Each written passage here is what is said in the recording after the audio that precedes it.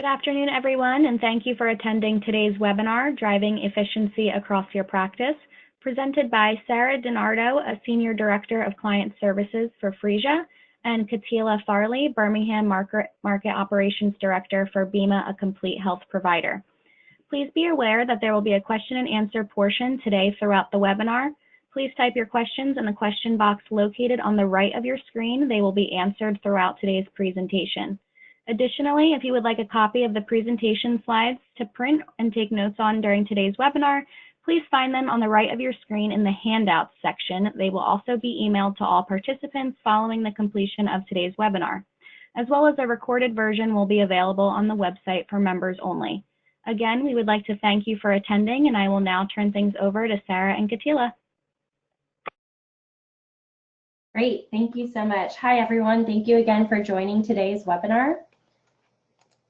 As mentioned, my name is Sarah DiNardo, and I am the Senior Director of Client Services at Phreesia, a software as a service company that automates the patient intake process.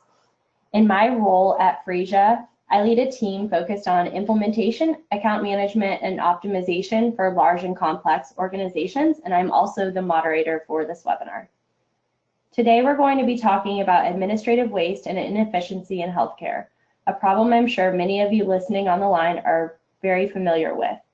Inefficiencies in medical practices can lead to wasted time and resources, and they can also reduce productivity and throughput, hurt the bottom line, contribute to errors, negatively impact the patient experience, and lead to frustration and burnout for staff and physicians. We'll be covering some of the most common sources of inefficiency in medical practices today, and we'll be discussing best practices that can help address each one of those pain points.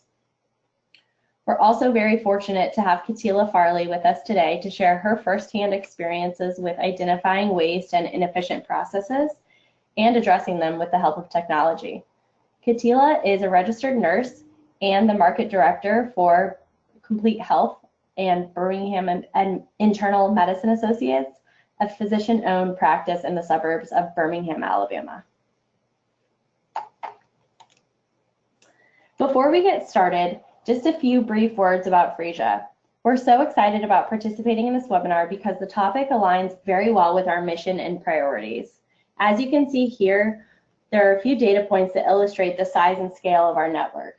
We manage more than 54 million patient intakes each year, and we were named the 2019 class category leader in patient intake management. Here you can see our different categories of applications and features.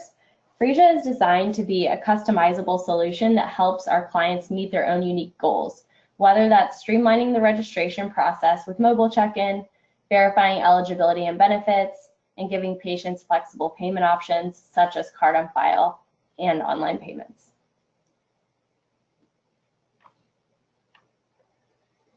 Finally, as you can see on this slide, the Phreesia platform includes several different modalities. Our mobile application that allows patients to check in before their visit or when they arrive on their own mobile device, the Phreesia Pad and the arrival station, and then also the staff-facing Phreesia dashboard. And with that, let's get started.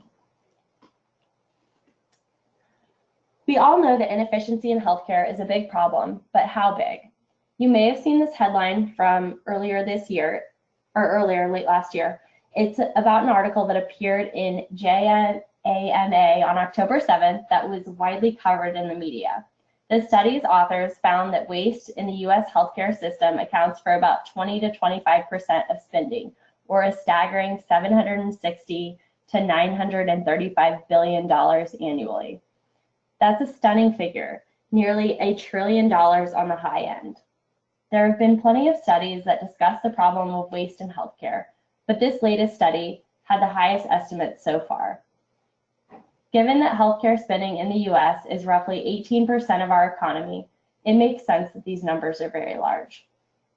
According to the study, some of the biggest sources of that waste are administrative complexity, overtreatment, fragmented care, and fraud and abuse. And of course, all of those span all treatment settings and specialties. Today, we're going to focus on the first one, administrative waste. in the context of medical practices. According to the U.S. Department of Labor, there are more than 1.2 million people working as patient intake staff in medical practices across the country. And that number is growing. As I'm sure many of you have experienced, practices are being asked to do more with less. That ever-growing list of tasks includes managing increasing patient financial responsibility, complying with the new guidelines and regulations, and participating in value-based care programs.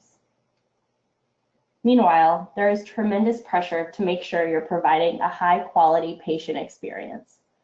For any organization, managing that growing list of duties has meant hiring more people.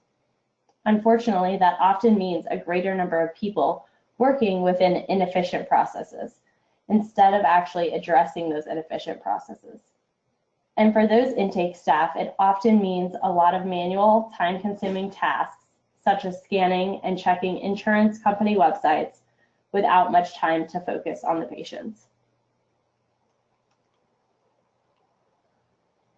So let's talk about some of those inefficiencies, those common pain points that I'm sure many, if not most of you, are familiar with in your own practices. First, we have appointments.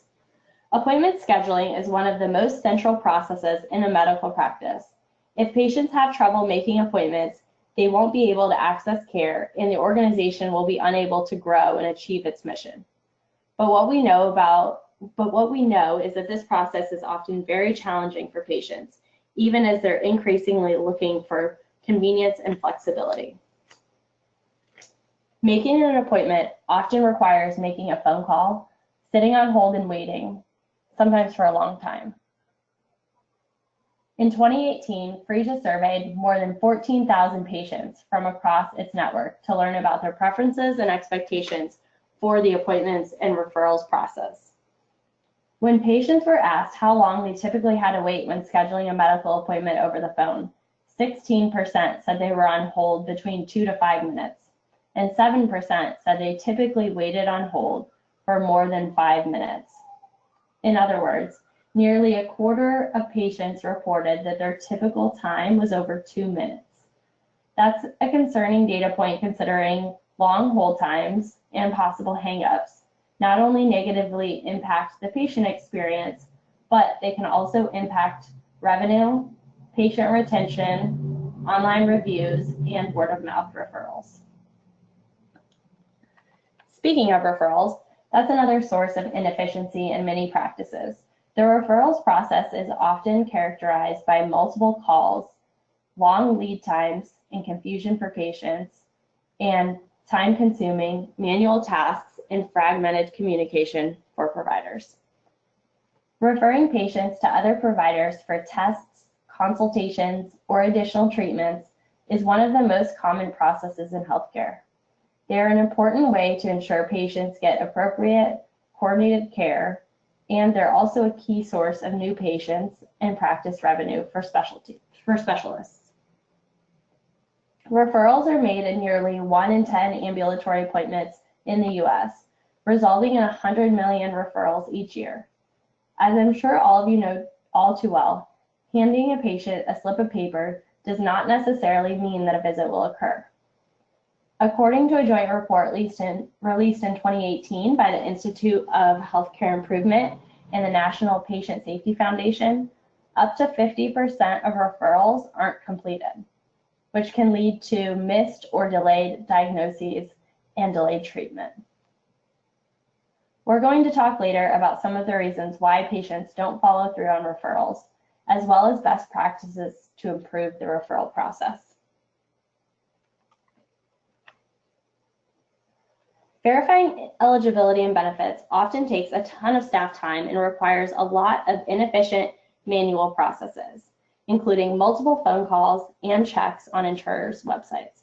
This slows down the check-in process as staff work to check whether a patient has expired or whether they have secondary insurance. Hurried staff may not get to those checks each time, which can lead to claims being rejected because of eligibility. Manual entry of insurance information can also introduce errors, which can lead to denied claims. Next is no-shows.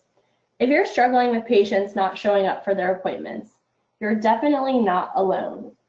According to industry data, no-show rates in most practices are between 5 and 10%, and that rate can be 20% or higher in some organizations. Patient no-shows affect organizations of all sizes and specialties, and they cost the healthcare system billions of dollars each year. They waste staff time and resources, and they leave patients without necessary care, making it harder for medical practices to achieve their broader goal of improving patient outcomes. As with all of these data points, we're going to talk a little bit later in this presentation about some best practices to address them in your own organization. As I'm sure all of you know, wait times is a big one. Long wait times are one of the clearest signs of inefficient processes and dysfunction in a practice, and those bottlenecks have a big impact on patient experience and retention. A 2016 study in the Journal of Medical Practice Management found that 96% of patients' online complaints were related to service issues like long wait times and distracted staff. Backed up schedules and long wait times are frustrating for patients, they're overwhelming for staff, they hurt revenue, and they are definitely a detractor from provider satisfaction as well. But in a lot of practices, wait times might be the norm. So it's often hard to look objectively at the issue and think about how to make those inefficiencies better. One of the most enduring images people have in their mind when they think of inefficiency in medical practices is a clipboard stack of intake forms that patients are handed when they arrive. Those forms will require patients to provide their demographic information, medical history, social history, and consents, often using redundant and non-specific questions. Then staff must complete data entry and scanning, all while trying to balance that with their other tasks. These processes lead to errors, long wait times, poor patient experience, and staff burnout. Next, payments. Not surprisingly, the payments process is a big source of inefficiency in many healthcare organizations. As all of you know, patient financial responsibility continues to rise. According to a Kaiser Family Foundation study from earlier this year, nearly 30% of American adult workers are now covered under a high deductible health plan. Of course, that means that more and more of your revenue now comes from patients. But the processes in many practices have not caught up with that reality. That means in many organizations, there might not be a financial policy that is clearly communicated to patients, or staff aren't collecting payments at the time of service because they're not comfortable asking. That means billing and collecting after the visit, which is costly and often takes a lot of time. On average, it takes more than 3 statements costing $5 to $15 each to collect one patient's balance in full. Finally, we have clinical data. Many practices ask clinical questions on their intake forms to have physicians or clinicians ask the same questions during the encounter. This uses a significant chunk of their short visit with the patient on data entry. So now let's talk through some of the ways to address each of the pain points that I just went through. First, the appointments process. As I mentioned earlier, Phreesia surveyed more than 14,000 patients last year about their preferences and habits relating to making an appointment.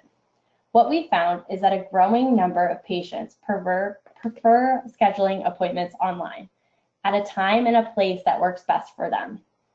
And as you can see in this chart, the percentage of patients who preferred online appointment scheduling was higher among younger patient groups and significantly lower among those 65 and older.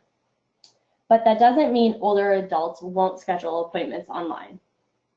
Offering patients the ability to schedule appointments online reduces inbound and outbound calls, it saves staff time, and it gives patients a more convenient experience.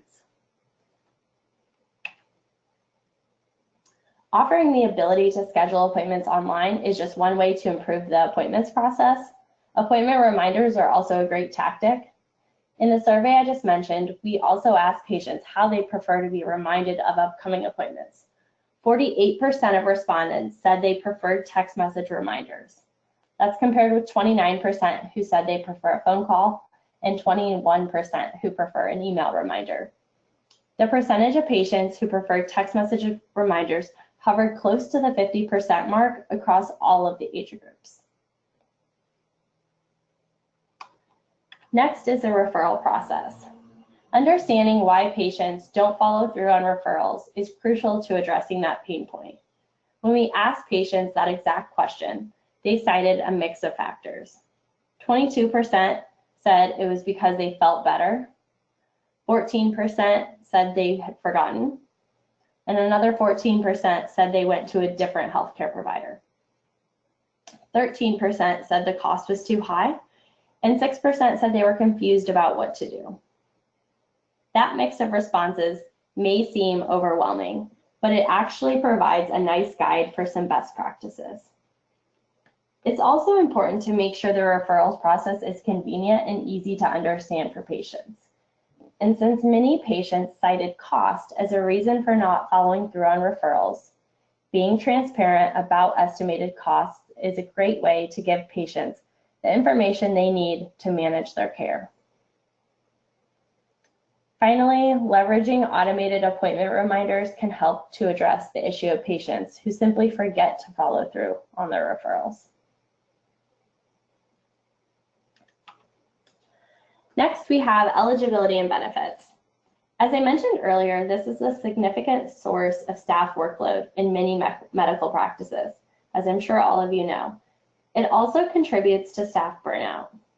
Encouraging staff to check patients' insurance in advance of the patient's appointment can be a very important time saver, but it's not always feasible in busy practices where staff are already stretched very thin. Implementing real-time eligibility and benefits verification can help streamline the process by ensuring those E and B checks happen every time. That means less manual workload for staff, fewer pending and denied claims, and faster reimbursement.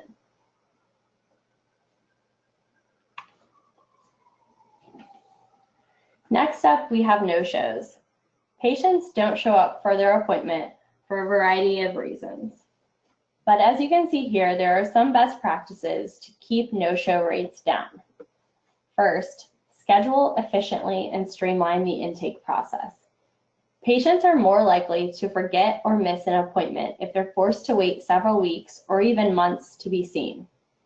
Try to schedule patients as soon as possible, especially new ones and those with urgent needs. In addition, keep patient wait times short by encouraging patients to check in ahead of time so they won't need to spend time filling out paperwork in the office.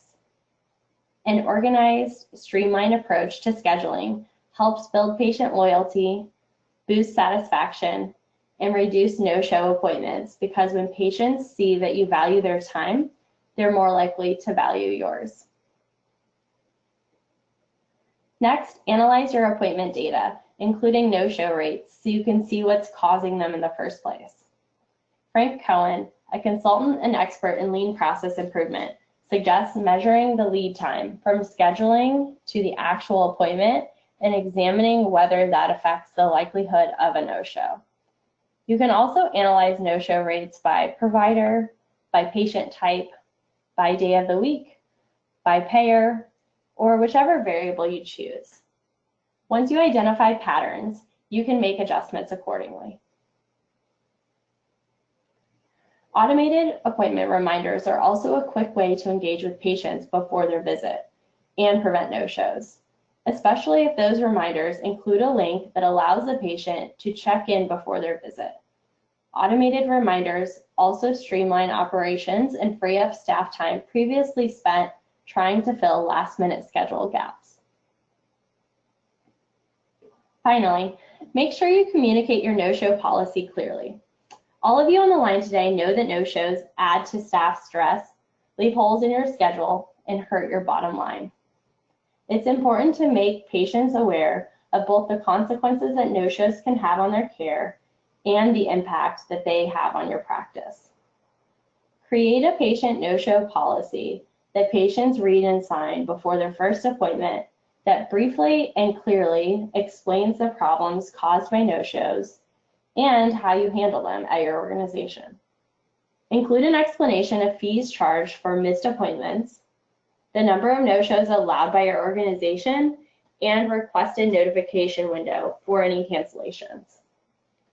Make sure staff are also well informed about the policy and encourage them to use it as an opportunity to really educate patients. As I discussed earlier, long wait times are often a sign of inefficient processes in a medical practice. A 2017 MGMA survey found that the average wait time in medical practices was 20 minutes. So what can you do to bring down wait times? First, this is an area where technology can really help. By automating many of the processes related to registration, you can reduce the amount of time it takes patients to check in, and you can improve throughput. One of the best ways to do this is by giving patients the option to check in before their visit. Looking for waste and redundancy in the intake process can also reduce wait times, especially if patients are answering the same questions over and over again or answering questions that aren't relevant to them for their specific visit. Next, it's a good idea to take a look at your data and make sure you understand your schedule. When are those bottlenecks occurring, and what concrete steps could you be taking to address them? It might also be a good idea to add additional hours to accommodate patient scheduling needs. Finally, it's important to make sure staff clearly communicate expected wait times to patients. Several studies have shown that while wait times have a huge impact on the patient experience, perception of those wait times matters even more. If you are running behind, make sure staff know to be extra attentive to patients and tell them they can expect to be seen.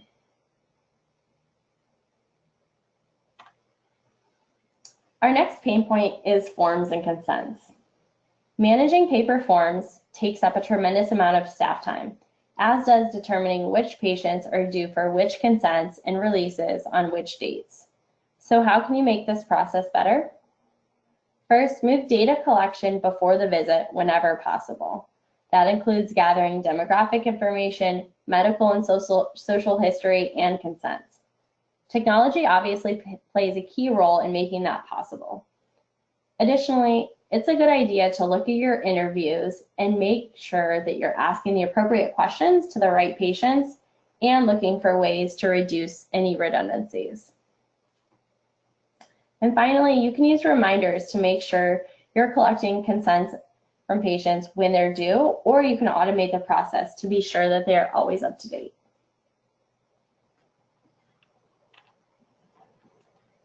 Next, we have payments. As we talked about earlier, patient financial responsibility continues to grow. According to a recent study, patients' out-of-pocket costs jumped 14% from 2017 to 2018. The good news is that there are effective ways to improve your payment processes, help patients manage their financial responsibility, and put your healthcare organization on more solid financial footing. The first one is, without a doubt, to prioritize time of service payments. Moving payments to the front end and adjusting patients' expectations to work within those new processes increases revenue, reduces bad debt, and saves patients from surprise bills later on. Having an easy-to-understand financial policy is necessary to making time of service collections work successfully. Historically, patients have faced confusion and uncertainty about their medical bills and their expected costs of care. Clearly communicating your policy addresses that uncertainty head-on and helps patients understand what will be expected of them and what their options are. Speaking of options, consider offering flexible, convenient payment options, such as the ability to put a card on file, the ability to pay online, or the ability to set up payment plans that meet their specific needs.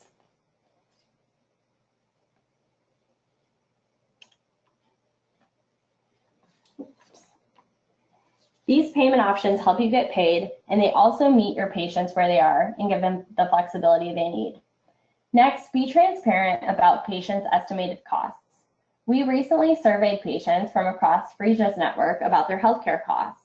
The vast majority said they wanted to be able to plan for the regular costs of their medical care just as they plan for their other expenses, but they lack the information to do so. Being transparent about price gives them a better financial experience, and it also helps boost collections. Finally, use data to track your progress. Our final pain point is collecting clinical data. In many practices, patients answer clinical questions during intake only to answer them all over again when they see their provider. This is another great opportunity to leverage technology to make sure you only need to collect this data once and it gets saved in the patient's medical record so the clinician does not have to enter it again.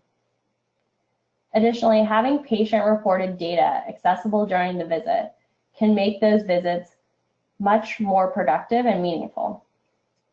For instance, if a patient feels depressed or is in pain, having access to that data in real time makes it much easier to address that patient's needs.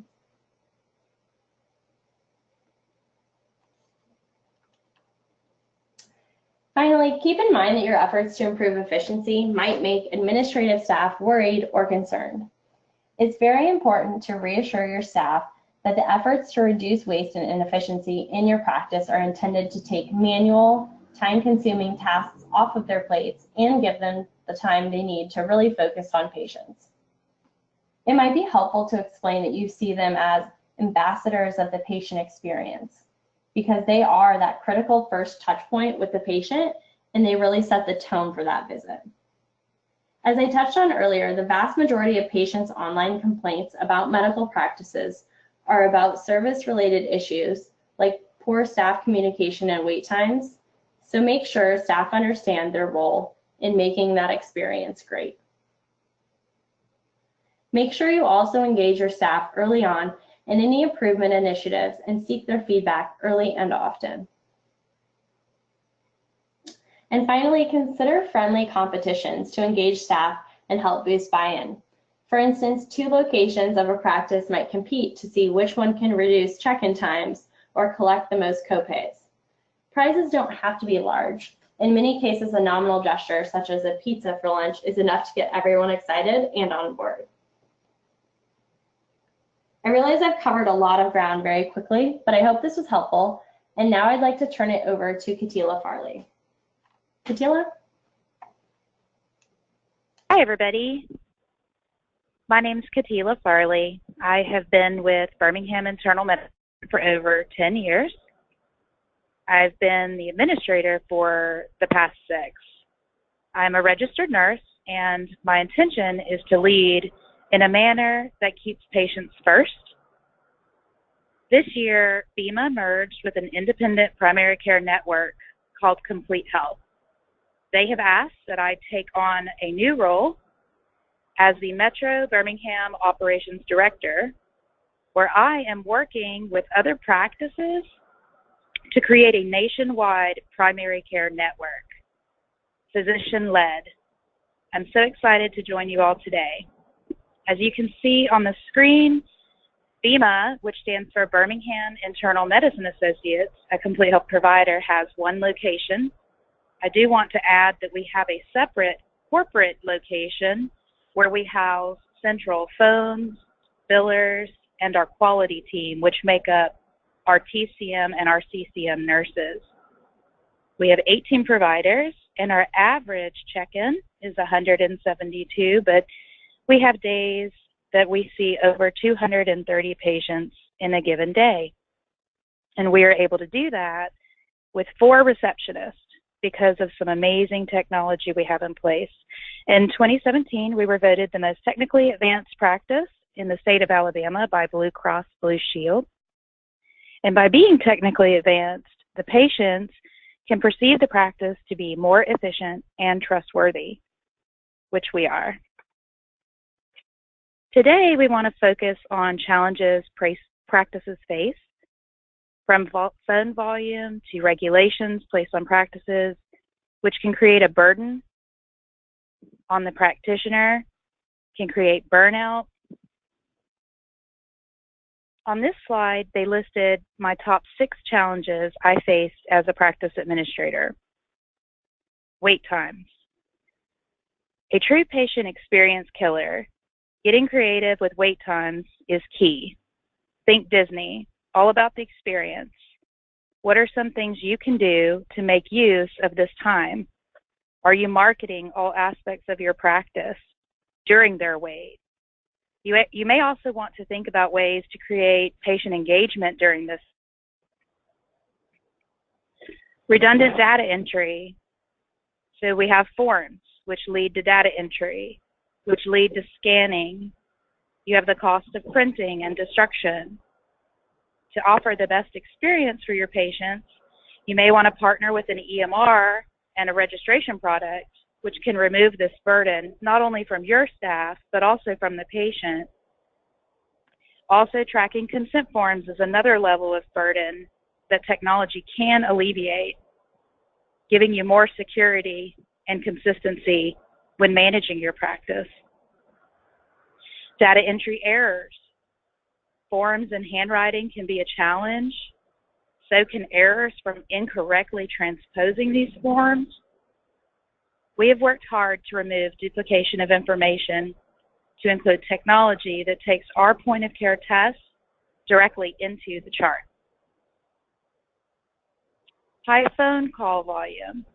Our practice has a 91% patient portal adoption. This starts at the schedulers and is driven throughout clinic.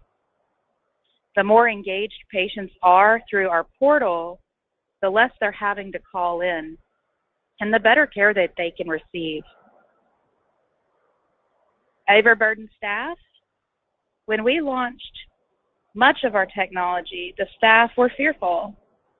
I tell practices all the time, you still need your team. They will simply have more time to smile, have a conversation, and increase customer service and the patient experience. With this time, they can work one-on-one with your patients and truly impact their care. And constantly trying to play catch-up between new regulations, insurances, insurance changes, new Medicare cards, ABNs, pre-certs. I can go on and on. When do you really focus on the patient? We have to manage smarter and not harder.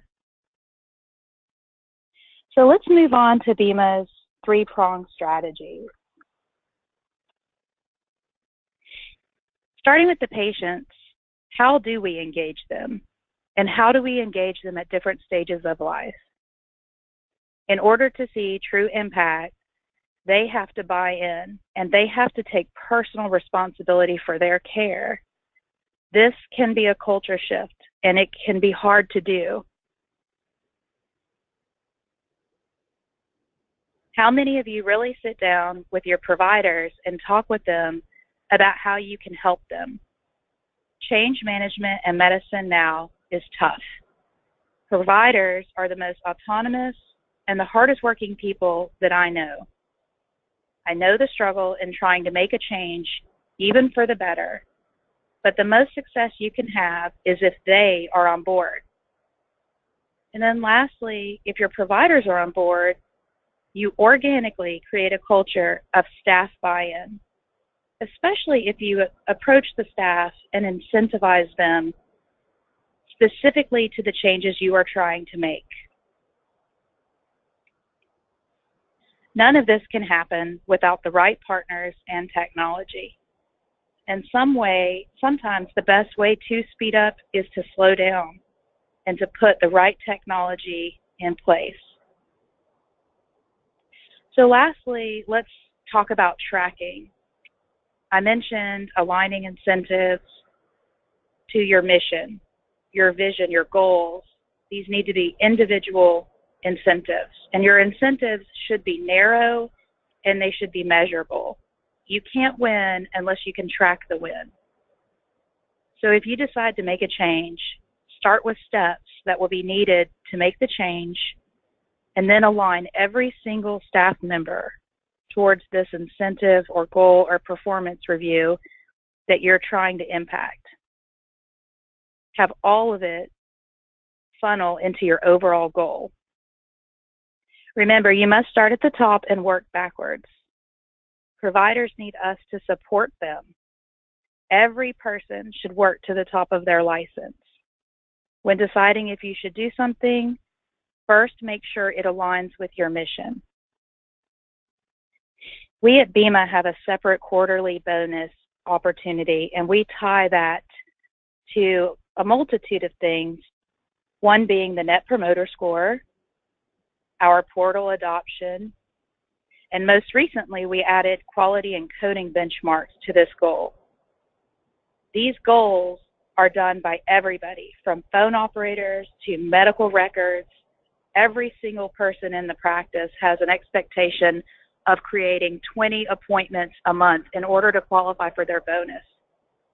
Creating teamwork across your entire platform is how you align to your mission. We meet our objectives, and while, of course, caring for our patients and keeping them first.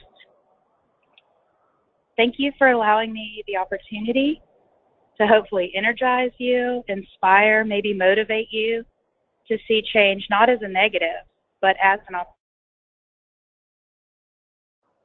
opportunity.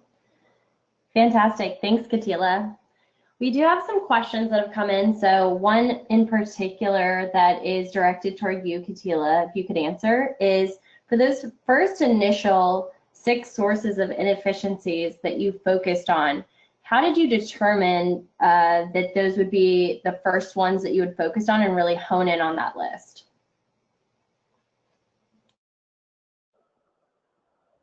So we had a strategy meeting where we invited some patient advisors.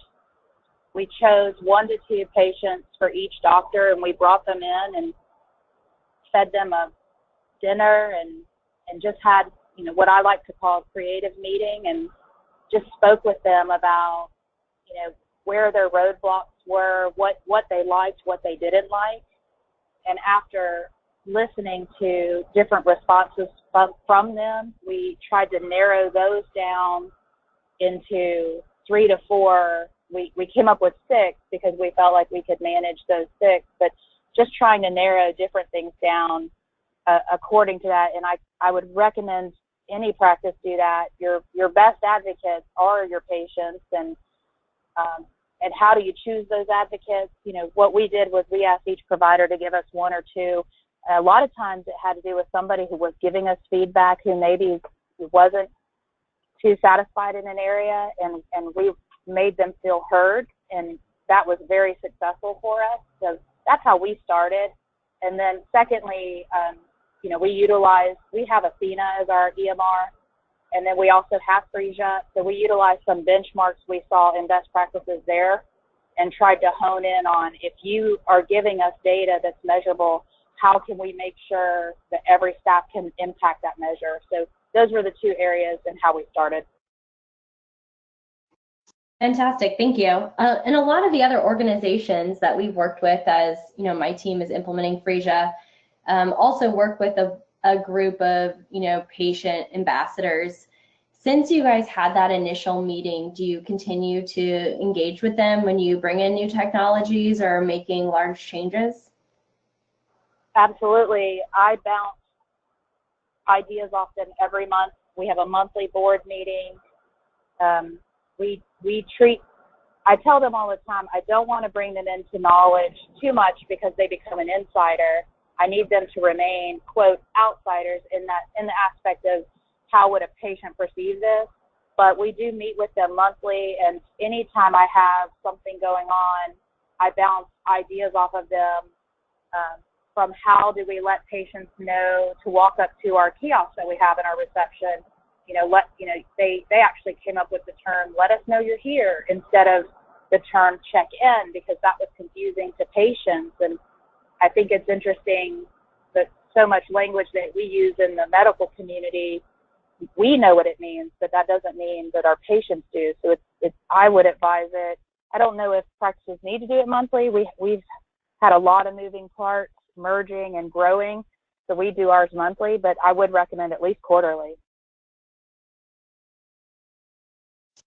Fantastic. Thanks for that input. And I think with some of the other organizations that we have worked with, we have seen similar benefits with, kind of that group of patients that are really kind of removed from what the organization and, what we're partnering with them to do. So they are very good at bringing their impartial opinion, and definitely in regard to those items that may be patient experience related, and making sure terminology and workflows really align to meet their needs. So I think that's a great suggestion.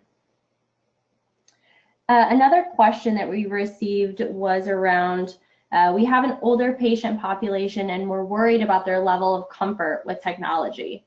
Do you have any advice?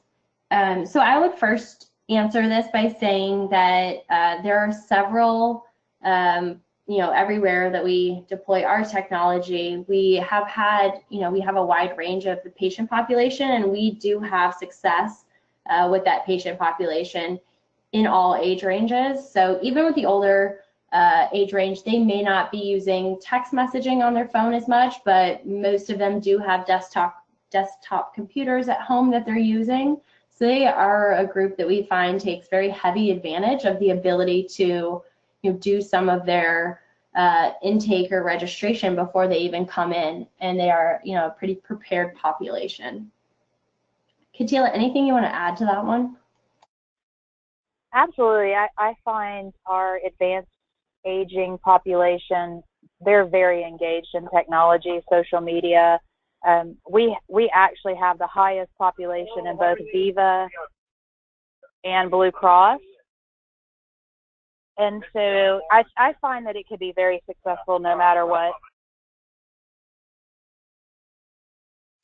Fantastic. Thank you. All right. Another question specifically for you, Katila, was around how did you engage staff and get their feedback on the improvement initiatives? I think you mentioned at first they were a little bit fearful. So did they have good ideas, and did they eventually come around to be participative in that process?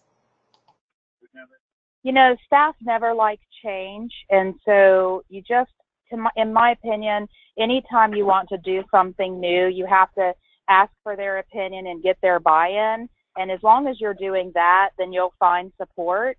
And then, yes, we did little things such as, if people took the time and engaged with the patient who was having trouble, we would recognize them, that sort of thing. So it's just all about making sure they feel a part of the process.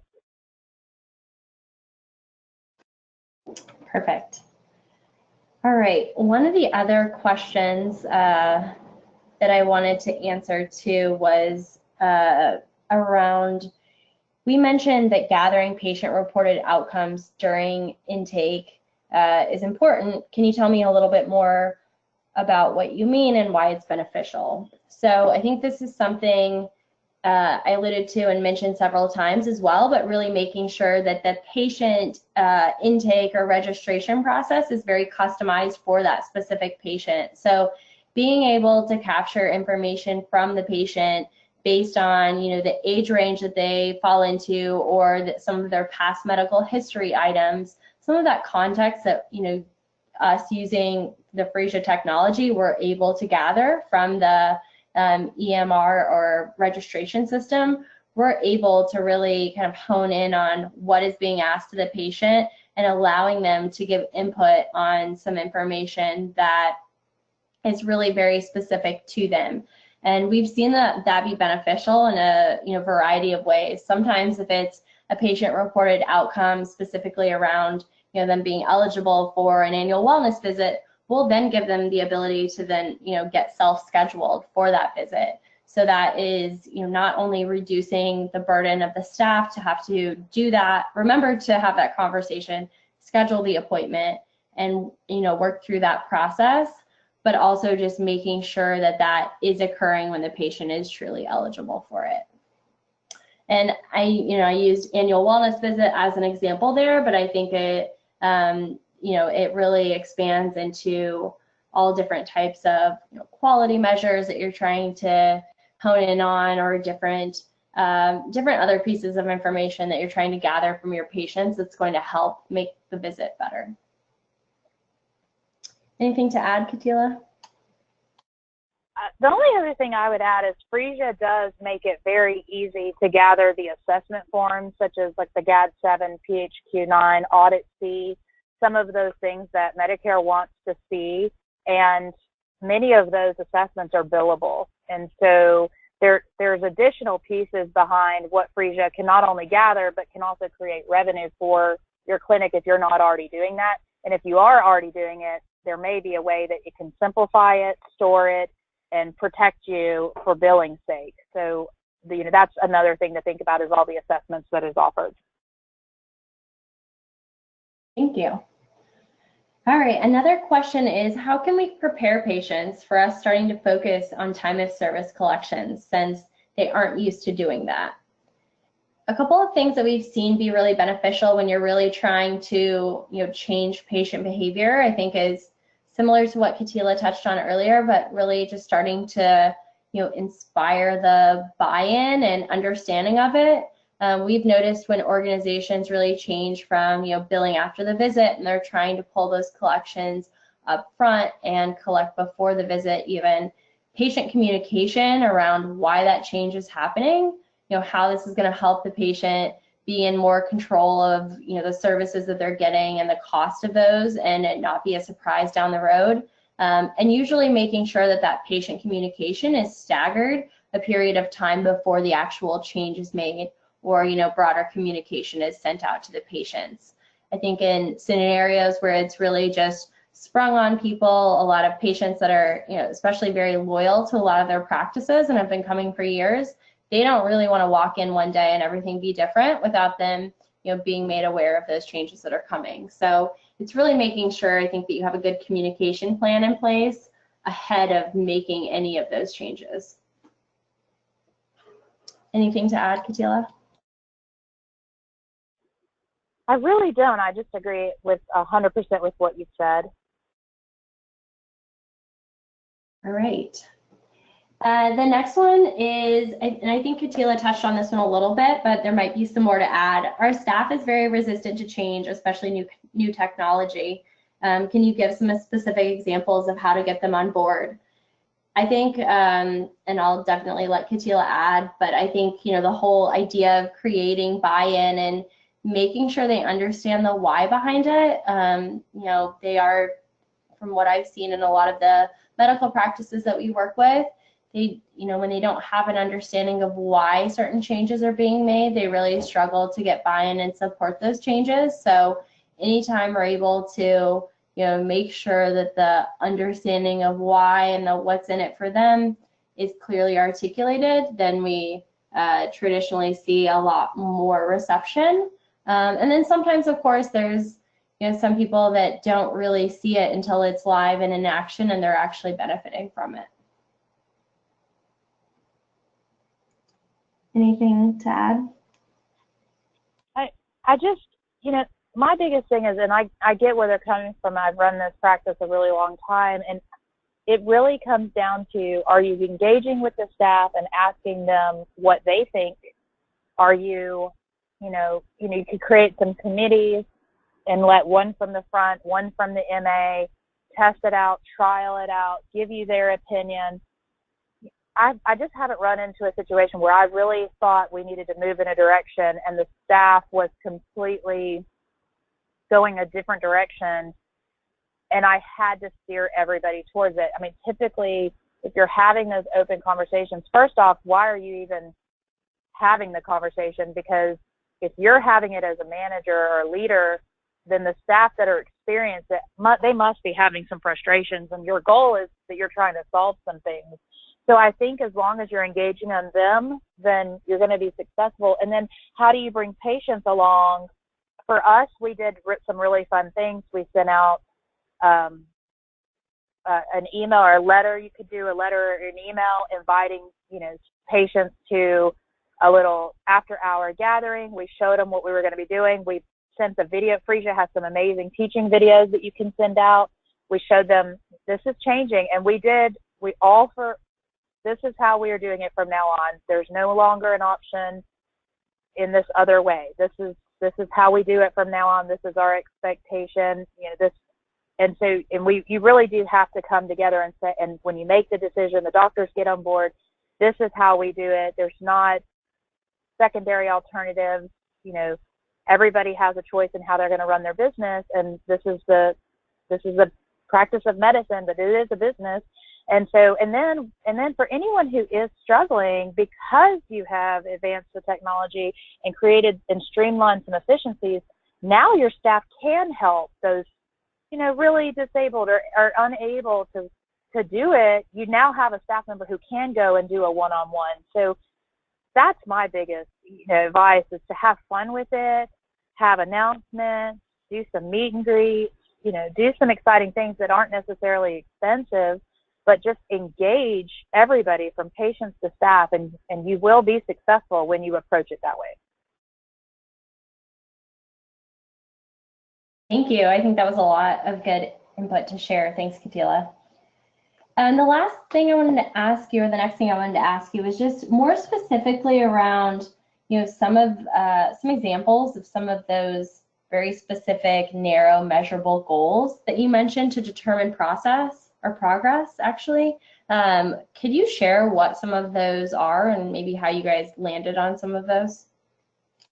Sure. We track the patient portal adoption, and that it impacts phones, it impacts your ability to collect money, it impacts the speediness that you can result patients' labs to them. And the great thing about Phreesia is we have our set up so you can't bypass your check-in without giving us an email address. And yes, we have a massive elderly population. We walk through all of that with patients. Some of them don't have an email, and so those are the one-on-one moments that I was talking about where our staff can work with them around it. But otherwise, we absolutely use the technology to drive that. And then with Phreesia, every one of our patients receives a post-visit survey, and with that survey is where we get our Net Promoter Score. And so we monitor our Net Promoter Score very aggressively. Would you recommend this practice to a friend? And that will let me know very quickly if something's going on. And what I love about the Phreesia survey is you can capture all the CAHPS questions. You can drill it down by doctor. You can ask questions about your facility. It just gives you a lot of really great information. So we started with Portal. We started with the patient surveys, and then, with Phreesia, you can track everything from what insurances are giving you trouble to time of service collect. Everything's trackable. So to me, that's one of my favorite things about this technology. Great. Thanks, Katila. All right. Thank you again, Katila, for joining us. And thank you again to the New Jersey MGMA. And thanks to all of you on the line. Now I'll turn it back to you, Bria. Thank you, Sarah and Katila, for a great presentation. If there's no further questions, then we can go ahead and wrap things up. Once again, the presentation slides will be emailed to all participants and will be available on our website for members only, as well as we'll be sending a quick survey to receive your feedback, as that is important to us. And if you have any additional questions, please reach out to the presenters directly. Thank you, everyone, for attending, and I hope you all have a great day.